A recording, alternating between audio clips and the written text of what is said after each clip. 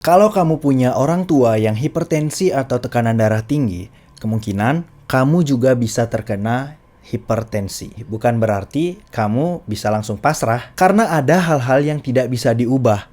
Tapi ada juga hal-hal yang bisa kamu ubah untuk mencegah hipertensi.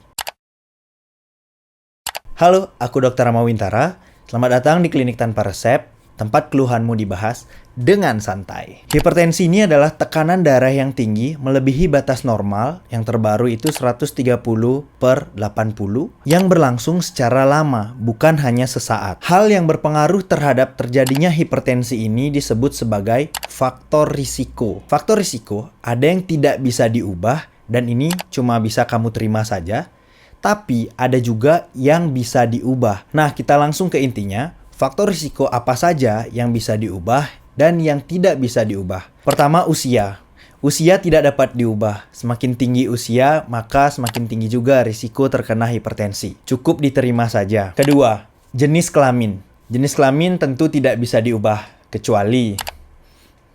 Jangan dong. Faktor risiko dari usia dan jenis kelamin ini berpengaruh. Pada laki-laki lebih dari 55 tahun dan pada perempuan lebih dari 65 tahun. Yang ketiga adalah riwayat penyakit keluarga. Jika orang tuamu ada yang mengalami hipertensi, kemungkinan ini diturunkan juga secara genetik ke kamu sebagai anaknya. Tentu hal ini tidak bisa diubah dan cuma bisa kamu terima saja. Keempat, penyakit atau komorbid tertentu. Penyakit seperti gangguan ginjal, kemudian diabetes, itu dapat meningkatkan risiko hipertensi. Kalau sudah ada komorbid seperti ini, kan tidak bisa diubah. Kita fokus saja terhadap hal-hal yang bisa diubah, yaitu pertama, pola makan. Asupan natrium yang tinggi dan asupan kalium yang rendah itu dapat meningkatkan risiko hipertensi. Maka dari itu, kurangilah makanan-makanan yang fast food, ultra processing food, atau makanan-makanan yang terlalu asin. Batasi, total konsumsi garam itu cuma 1 sendok teh per hari dari segala sumber. Itu sudah total. Yang kedua yang bisa diubah adalah aktivitas fisik. Pola hidup yang cenderung diam atau sedentary lifestyle itu bisa meningkatkan risiko hipertensi. Meningkatkan aktivitas fisik, olahraga sekitar 30 menit setiap hari dalam 1 minggu dengan total lebih dari sama dengan 150 menit per minggu itu dapat membantu menurunkan tekanan darah. Lalu gaya hidup sedentary atau yang aktivitasnya kebanyakan duduk itu dapat diubah sedikit, batasi jam waktu duduknya. Ketika merasa duduk sudah terlalu lama, itu bisa berdiri, berjalan sekeliling, melakukan aktivitas ringan, baru duduk kembali. Kemudian yang ketiga, kelebihan berat badan atau obesitas. Itu dapat meningkatkan risiko hipertensi. Maka dari itu, hindari pola makan rendah serat dan pola makan tinggi lemak. Itu harus dilakukan kebalikannya. Makanlah makanan yang tinggi serat, kurangi makanan-makanan yang berlemak, kemudian tingkatkan aktivitas fisik agar mendapat postur badan tubuh yang ideal. Kemudian yang keempat adalah konsumsi alkohol yang berlebihan dan juga merokok. Ini dua hal yang bekerja sama untuk meningkatkan tekanan darah.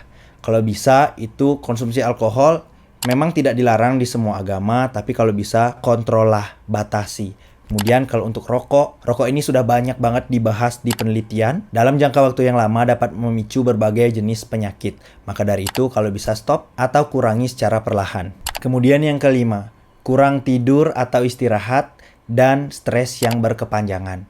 Istirahat itu adalah alarm bagi tubuh kalau tubuh sudah merasa kelelahan. Tubuh yang dipaksa terus bekerja saat kondisi lelah akan menimbulkan penurunan performa.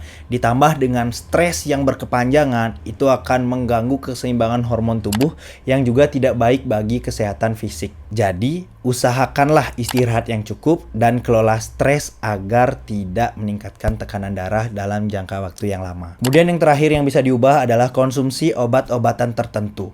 Beberapa obat itu bisa meningkatkan tekanan darah. Jadi, sebelum minum obat-obat tertentu, konsultasikan ke dokter apakah obat itu aman untuk tekanan darah ataupun aman untuk tidak memicu tekanan darah yang tinggi. Kesimpulan, tekanan darah ini adalah penyakit yang banyak diderita oleh orang dan sebagian, hampir setengahnya itu tidak ada gejala. Memang ada faktor risiko yang tidak dapat diubah, tapi lebih banyak yang dapat diubah. Maka dari itu, jangan berpasrah dan fokus pada hal-hal yang bisa kita ubah. Itu aja untuk kali ini. Kalau kamu ada keluhan atau pengalaman serupa, bisa tulis di kolom komentar.